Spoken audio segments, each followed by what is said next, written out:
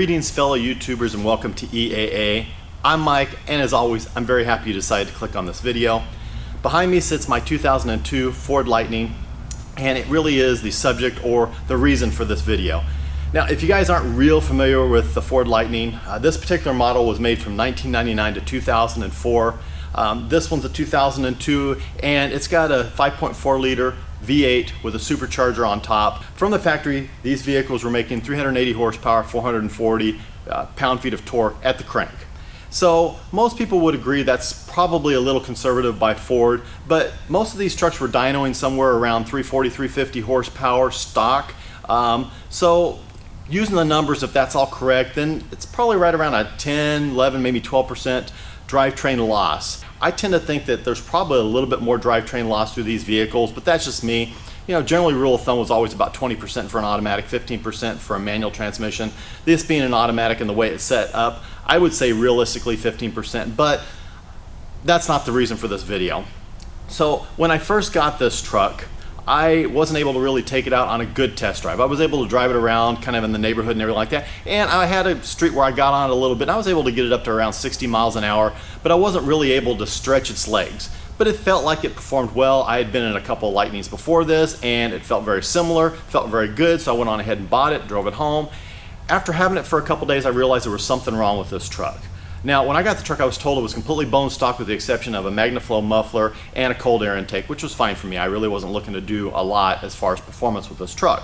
So, driving it, I would notice that at about 85 to maybe 105, somewhere in there, the truck would just fall on its face. It would just stop accelerating. That was all I could get out of it. It was almost like it had a governor on it, but I knew that these trucks were not governed. I knew these trucks should be good for right around 145, 150 if you really wanted to stretch them all the way out there. So I knew something was wrong. So we checked for vacuum leaks, we replaced the fuel filter thinking it was going to be something simple. Turned out that that was not the case. The truck continued to have the same problems. So I ended up taking the truck over to Price Ford here in Turlock. Very good group of guys. They ended up putting it in their shop and diagnosing it for free, which I do appreciate. And they determined that it had a different lower pulley on it. And subsequently it was making more boost, supercharger was getting too hot, so it was shutting down. It was going into a fail-safe mode, and they suggested that I have the truck tuned. So I took the truck to PDT Motorsports in Oakdale, California, and Robert, their technician there, he worked on the truck, he got it all tuned, but in doing so he realized that the intercooler was not working correctly.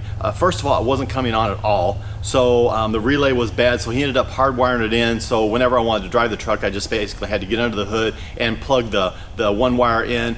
The intercooler would come on at that point and work, but the intercooler always felt kind of cool even after driving it, like it wasn't completely pumping the fluid through and really doing its job.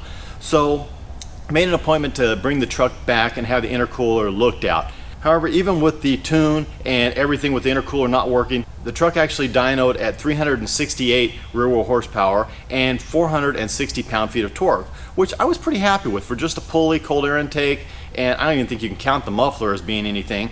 I was actually pretty happy with that. So last week I ended up taking the truck back over there. They went through the intercooler, and the first thing, it was completely plugged up. There was a bunch of crap in there. They got it all flushed out. Robert ended up replumbing it, and then he put a new relay in so it would work the way it's supposed to. So when he was done, he comes to me and he asked me if I want to have it put back on the dyno for new numbers. He said he wasn't going to change anything with the tune or anything like that. It would just be for bragging rights. And I'm like, nah, that's okay. You know, I know what it made before. I was pretty happy with that. The numbers were pretty good. I was okay with that. So, you know, no worries. And I didn't really want to spend the money. They were pretty busy that day, so I just decided not to do it. Driving the truck home, I immediately noticed a big difference. Huge difference. It's like a different truck. It's really amazing how much of a difference. Let me just put it in a comparison. Before I took it in for the intercooler, I could stand on it off the line and it would definitely smoke the tires. It would get a little squirrely and everything like that, but after about first, maybe chirp it in second a little bit and it would just go. Now, I can stand on it, it will spin the tires all the way through first, all the way through second until I finally have to back out of it, or I'm gonna end up in a ditch or facing the wrong way or something like that. And this thing does have 295 Nittos on the back, not the stickiest tire in the world, but still pretty good tires. Before I took it in for the intercooler, I took it out to a closed area, closed track area where it was safe, and I ran this thing up about as fast as I dared, and I got it up to about 130 miles an hour. Now, at right around 115, it started kind of slowing down the pull, and it struggled to get that extra 15 miles an hour, but it got it, and it was still pulling, but it didn't have a lot left, but I was still pretty happy with that.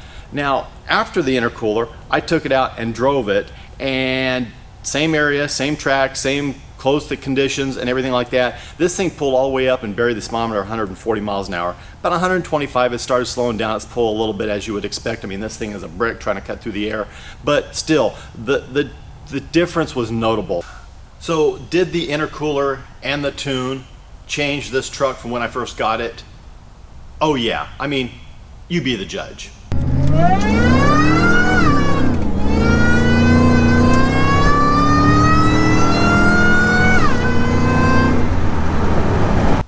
I would say that based on my butt dyno, which obviously hasn't been confirmed for accuracy or anything like that, I would say this thing's probably close to 400 rear wheel horsepower now, and probably right around 480 torque. So if you do the numbers on that, get out my trusty calculator here. So we'll say 400 rear wheel horsepower, and I'd say give or take that's probably pretty accurate. That would put it at about 450 crank horsepower, so a gain of about 70 horsepower over stock. And say 480 pound-feet of torque.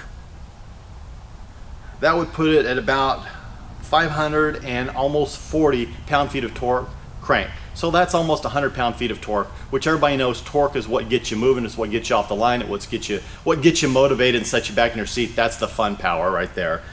So yes, would I recommend doing a tune? Recommend making sure the intercooler is working, everything like that? Yeah, absolutely. It's definitely worth it. It's definitely worth the time. Like I said, it made this truck into what was already a lot of fun, now into a whole bunch of fun. Big smiles whenever I drive it. And it's kind of funny because as I'm doing this video and working on it, I'm thinking about my GT500, which is behind the camera right now. And when I first got it, I had it tuned and had a few things done to it, but the intercooler wasn't working on it either, and I had that replaced, and it made a huge difference. So I don't know why this surprises me so much, but it really did. I didn't think I was going to get that much, especially out of just doing the intercooler, but once that thing was operating properly and functioning properly, it turned this truck into a beast.